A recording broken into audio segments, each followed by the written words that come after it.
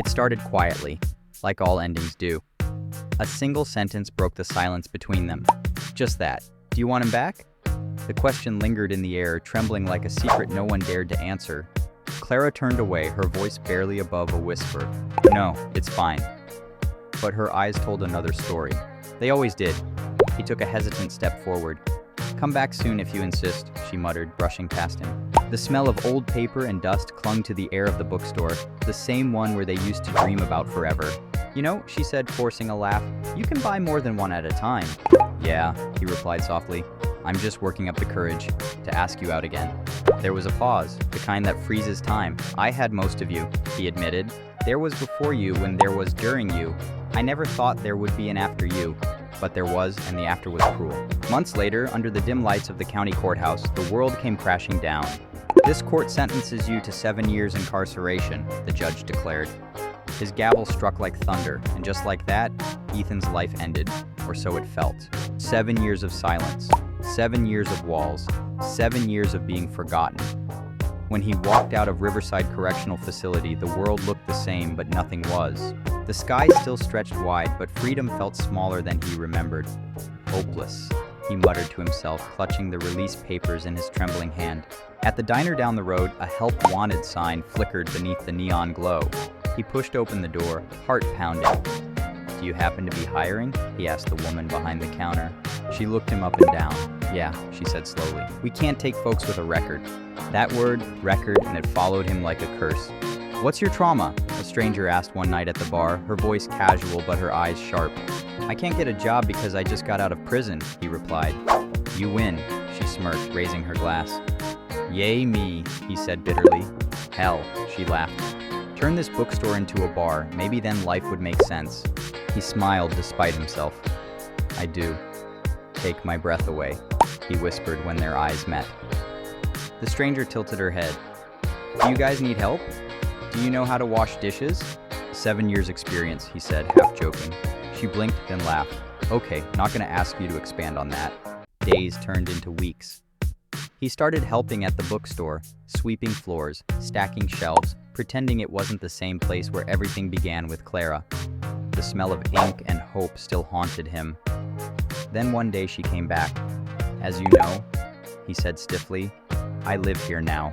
I'm not here to see you, Clara replied. I need to see my daughter. He froze. You're her. Go, she interrupted. That name, Scotty, lingered in every corner of that place. He was her best friend, her anchor, the one they all lost too soon. When Scotty died, the world didn't just lose a man, they lost their balance. When he died, Clara said softly, we all came together to raise a little girl.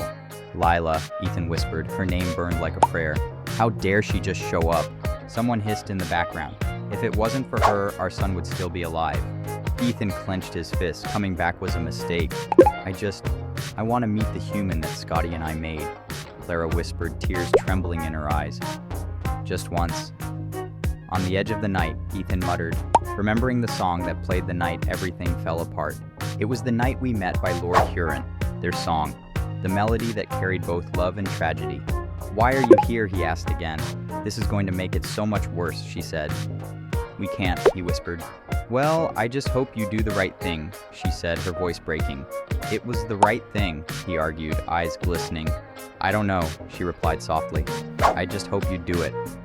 For weeks, the tension in the town of Havenridge grew.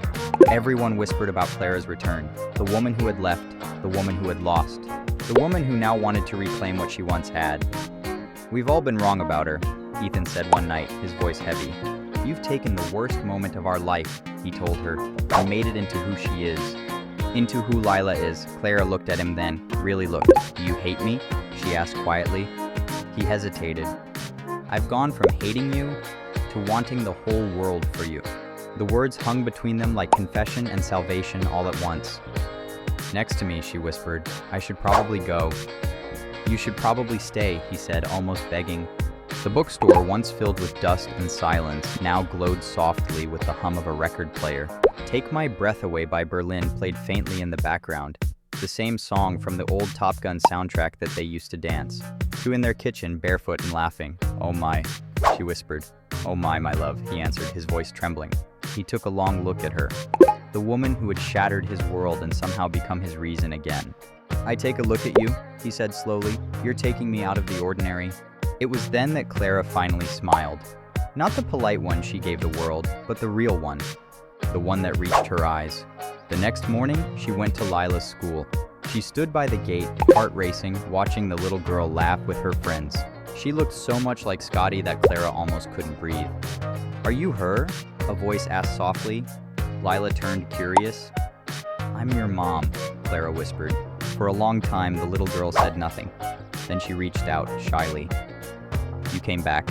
"I did," Clara said, tears spilling down her face.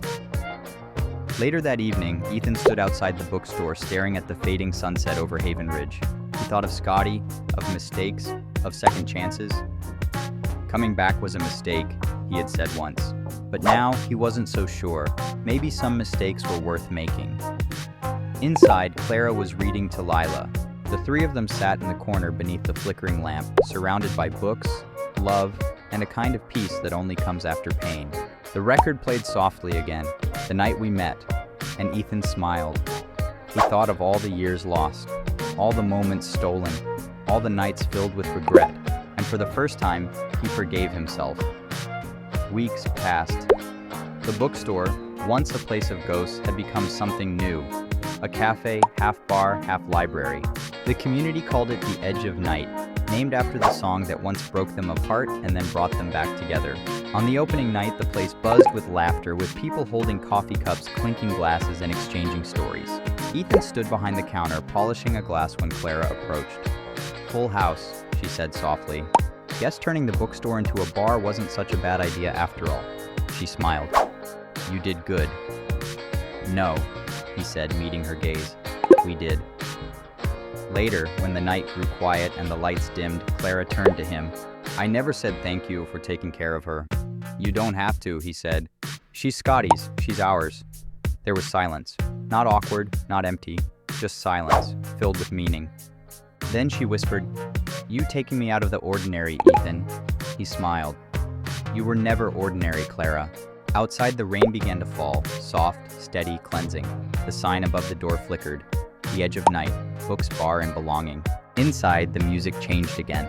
A new song played, one Lila had chosen. A song about hope, forgiveness, and coming home. The three of them sat together by the window, watching the rain dance on the glass.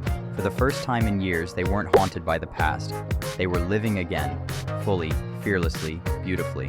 And as the night grew darker, Ethan whispered to himself, maybe this was the right thing after all. Because sometimes even the broken find their way back to the light. Sometimes love doesn't end, it just waits.